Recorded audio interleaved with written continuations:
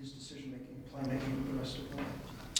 Say the first 2 or 3 times took a second for him to recognize and get off it, and then the guys were rolling too far, taking themselves out of the play, and so I think it was 1 turnover too many after he kind of noticed what they were doing, but trust him. He's really adjusted and done a good job against traps and blitzes lately, and trusting his guys and finding the pocket and getting the number. So something that's going to be constantly he has to work on for a young guy, but sometimes he beats it, or sometimes simple as making the right play and having 4-on-3 behind it.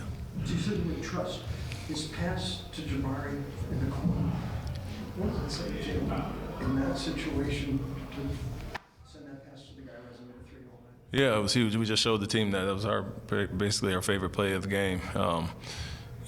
We know that they're a team that loads up the paint. Obviously, Holmgren's in there, but without him, they were really going to come over and try to take charges like on the last play of regulation. So we just showed it 4 guys in the paint, and he made the right pass. And to your point, guy who was struggling all night, Dylan made 2 big ones after going 1 for 9, and then Jabari, who was struggling with the fouls early, didn't hesitate, and Jalen didn't hesitate to pass to him. So great pass, great growth. Proud of them for that play. What did you think of your team's resiliency specifically in overtime? Yeah, it was good. I mean, it was a high-scoring overtime, so we didn't necessarily get a ton of stops, but we scored at a good clip, 20-14. I loved that we felt like we gave one away late when we should have taken a foul.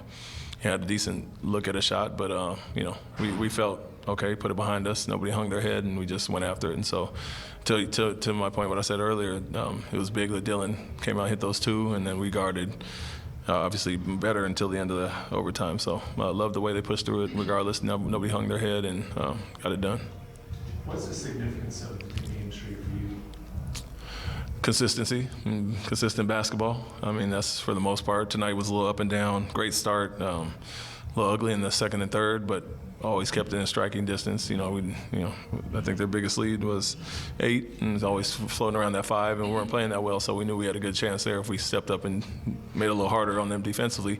But I'd say consistency across the board. That's the main thing. That we have been more consistent in what we're doing. Can rely on defense when we need to, and offense will get going eventually. So that's what we kind of did tonight in the 4th in overtime.